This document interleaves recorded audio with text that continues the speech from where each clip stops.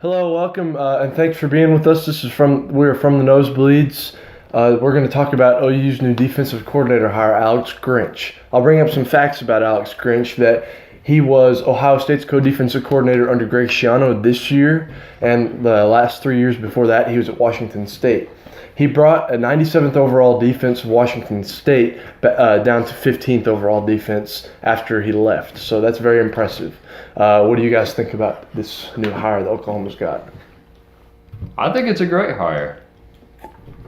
That's all. Yeah. Go ahead. Defense is all about effort and trying to make plays, and that's his big thing is effort. Yeah. His schematic wise, it's very simple and easy, Yeah. but he's all about effort, and that's something that's been definitely lacking. Yeah. Well, not in the Orange Bowl, but most of the season, effort was a really, really big problem. The Orange Bowl, they just couldn't. They weren't good enough. I think their effort was there, and they didn't really try. Yeah, they really fought back though. There was a spot in that game where Oklahoma offensively backed themselves up really, really bad on penalties, and they had to kick off from the 10, and they still got the ball. They forced a punt and got the ball back at the 30 because it was a bad punt. So they made something out of nothing, I think. That's true. But the effort was there. They just couldn't execute like they should. Dalton, what do you think about Alex Grinch? I know you're a Texas fan and all that. But Are you scared of him? You scared of him? Huh? You're afraid Oklahoma's going to get another Big 12 championship? No, not at all. They're going to, though. That's why you're not scared. Honestly, I think that the OU defense is going to be a lot better now. You're getting a decent defensive coordinator that knows what he's doing, obviously. And he's young. He's 38. young, this is true. You're talking about a guy that's coming in and replacing Mike Stoops, and then obviously having Ruffin McNeil as the interim defensive coordinator. I just kind of curious to see what's going to happen. Yeah, I think that they're not going to be great all of a sudden. I think it's going to take a couple more years, but I think that you're definitely going to see improvements, and they're definitely going to be more. They're going to be serviceable, and make tackles and make plays a little bit better. Alex Grinch is really big on forcing turnovers and executing well and having the players really, really precisely know what they're supposed to do. He's really good about that from the videos I've watched of him and the players that have talked about him. And he's a really good coach from what I heard. And it's going to be fun at Christmas time because his last name's Grinch. So that'll be fun. That'll be fun. I hope he's a mean one. He'll be a mean one. It does seem like the whole OU staff, along with the team, is definitely building that bond with him, and that's a good thing to start early, especially being in the off season now. Yeah. To start working hard, get ready for the season. Yeah. It comes faster than I think. I hope it comes faster. I'm excited about next season. Because we might be picking up 3 5-star wide receivers, 2 from California, 1 from Allen, Texas, where Kyler Murray is from. If you look at Oklahoma's receivers that they've picked up, I'll start with that tight end. He's 6'6" and 235 pounds, and he's a 4-star tight end, Austin Stogner. I think that's how you say his last name. And then you have Trayon Bridges from California, 5-star wide receiver, 6'1". He's like 185 or something like that. And he's really good, and he can go up and get the ball really, really similar to like CeeDee Lamb and all that kind of stuff. And the same thing comes with Theo Weiss, which he's from Allen, Texas. He's 186 pounds, 6'3", pretty big guy. And Jaden Hazelwood is signing today, depending on when you're listening to this video. Today is the day he's signing for when we're recording. But Jaden Hazelwood is the top wide receiver in the country in high school. And he's 6'3", 195 pounds, I believe. And he can go up and get it, and he's fast. He runs like a 4.6 40. He's really, really quick. What do you guys think about this receiving class that Oklahoma's bringing up really, really well? Well, I think it's one of the best receiving classes in history, you could argue. Yeah, last year was too. Yeah. Last year was big deal. Dalton. You're getting some good guys out of there, especially your tight end. Being 6'6", 235, you've got a major height advantage, obviously. Obviously, you're not going to be able to get up as high, vertical-wise, but as a tight end, 50-50 balls are money every time. Yeah, and this guy's a fast tight end. If you watch his highlights, he's really, really quick. And he plays defensive lineman in high school, and he sacks the crud out of people. And he's a really, really beast at that. So No, nobody. Tell me in what defense is going to expect a fast tight end?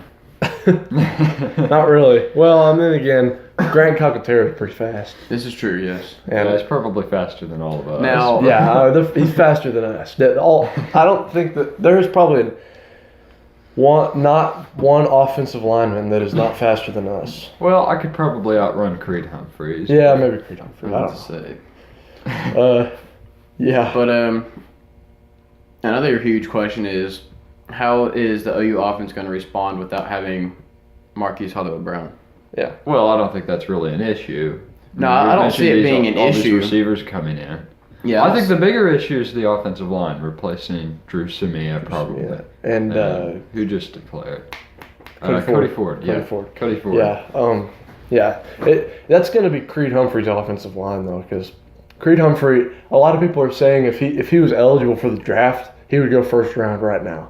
A lot of people are saying that, and that's a big deal. And he's a freshman, and we got him for 2 more years. I had a little voice crack there, but yeah, the recruiting looks really solid for the Sooners. I'm looking forward to next year because I think they might win it all if they have a defense. And that might be Well- saying a lot because Alabama and Clemson are really, really good still. But, just keep that offense the same, similar to what it has been the last 2 years with a decent defense, man. They would have won the Orange Bowl. They would have won the Rose Bowl last year. They should have won that one anyway. But Yeah. Yeah, we should have won that game. yeah, that one hurt a little bit. But Oh, it still hurts. Not for Yeah. It still hurts. yeah. Kudos to Especially Georgia.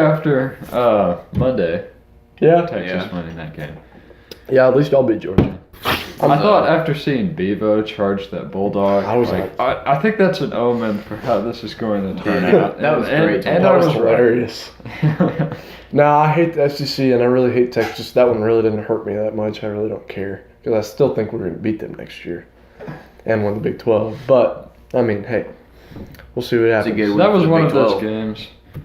That was one of those games when I was watching, I audibly said, "Are you kidding me?" And then Yeah. I went to bed. On a good note, though, Texas is keeping Colin Johnson. Yeah. Yeah, And that's a big thing. Still not sure. He'll be a senior, won't he? Yeah. That's what I thought. Still not sure about Lil Jordan Humphrey yet. He hasn't put in his, or what he's going to do quite yet. On the defensive side of the ball, they are keeping Malcolm Roach. He'll be. But they're not keeping Brenton Hager's hair. Yeah, They lost they're it. not holding on to Rapunzel. Nope. One tackle in the Big 12 championship. Poor senior. He's gone forever. Yeah. 26 seniors. That man, y'all are going to struggle next year because OU beat y'all in recruiting. Yeah, as of right now. Wait, Seriously, yeah, we're ahead of them in recruiting. What? Seriously? Yeah. We're Last number year, 2 in the country. last year they Last I were, checked. and now we're like number 5, and they're like number 8. Really? Yeah, Yeah. Okay. something like that. So that's really kind of a struggle for Texas. But Tom Herman is definitely doing something good over there. I hate him. He's a crybaby, but Yeah, I'm not a big Tom Herman fan, but that's a good thing. I'm not supposed to like Texas No, head no. coach. I'm glad that I don't like him. Oh yeah, I'm glad I don't like him. I'm glad he's there though. Mhm. Yeah, Definitely better than Charlie Strong. That's Oh, for sure. yeah. yeah. Also, let me give you all a fun fact. I don't miss those days at all. Yeah. The Big 12 has the highest winning percentage since 2016 in bowl season out of any Hey. conference. So That's pretty good. y'all say the Big 12 is soft if you just look at the record. I know OU's lost some big ones, but still they put up fights. And really, they didn't get blown out or that bad by Alabama like everybody else did, except for Well, Georgia. Alabama should have scored 2 more touchdowns. One Yeah. at the end of the half and to close out the game. But Yeah, but the defense kind of held in there just a little bit, and they had some penalties that hurt them, and they probably won't have that many Well, many penalties moved them from the 1-yard line out to like the, 20 or something. I don't remember what it was, but Well, according if you go math wise, it doesn't matter where you are on the field with that defense. Somebody can get a touchdown at any time. And it's the same way. It's the opposite with the offense. Doesn't matter where they are on the field; they can get a touchdown wherever. It's a weird thing. and that goes back to effort. You have to believe that Yeah. you can keep a team out Exactly. of the Yeah. end zone. If you don't believe in yourself like that, then you're going to give up a touchdown. That's Yeah. all there is to it. You go out on the field every drive Yeah. with that mentality, that Yeah. I'm getting into that end zone no matter what. That takes you a long way. Yeah. I think that the fact that Alabama only scored 45 against us is that I think Clemson is going to win. And I hope they win. But that Clemson defense is a whole lot better than Oklahoma's. Oh, yeah. I mean, different universe. Now, Clemson might struggle and they might not score 34 against Alabama, but I think that they can hold them pretty well. But I don't know. Well, we're going to preview that game now, the national championship game, as much as that game hurts and much as we're tired of Clemson and Alabama. They Well, not are really, the two best teams, and we all knew that going in this year, and we just hoped that it wouldn't happen like that. But It's not that I'm tired of Clemson. no, that's true. I don't mind Clemson. No. They're not having really. their Miami decade. They'll be gone. They'll be pretty gone at some quickly. point. Yeah, that's the only good thing Miami had. They'll be like Notre Dame. at some Speaking of point. Miami, their coach resigned. He just quit on them. Yeah, It's like, oh, I've had 2 seasons that are I'm done. lackluster. I'm done. Goodbye. yeah. Mark Richt. Well, what do y'all think about the national championship game? Do you guys have any predictions about what happened? Well, this is the first, since the first one, the first time Alabama and Clemson have met up that I'm actually kind of looking forward to seeing it, just because of the matchup this year. It's Yeah. a lot different than it has been. Yeah, So, I'm Yeah. excited about it. yeah. It'll be fun. I think I'm probably not going to watch it. I'll just look at the score in the morning because it's really late and it is a school night. We're only in high school, so now if there's any people out there that are creepos, turn us off right now. I'm not going to tell you where we live, but We're from the moon. we're from the moon. Hola. I shouldn't have said that. That's all right. But I think it'll be a close, good game like it always has been. This is one of the best. This has turned into a really big time rivalry. I think that they should schedule something. I think Clemson and Alabama should schedule something during the season. I think that would be fun, and that would take one of Alabama's crappy Division II schedules like they always do away. And Well, Clemson does it too. Clemson does it too. and Not that'll as take- bad as the SEC. No, the SEC does it really bad. 12 minutes. Just keep it at like 15. All right. Yeah, I think Clemson will win by like. I'd take them -3. Dalton, what do you think? I'm gonna let Kale go first. I honestly have absolutely no clue what's going to happen in this game. I'm just going to be straight up there. They're very similar.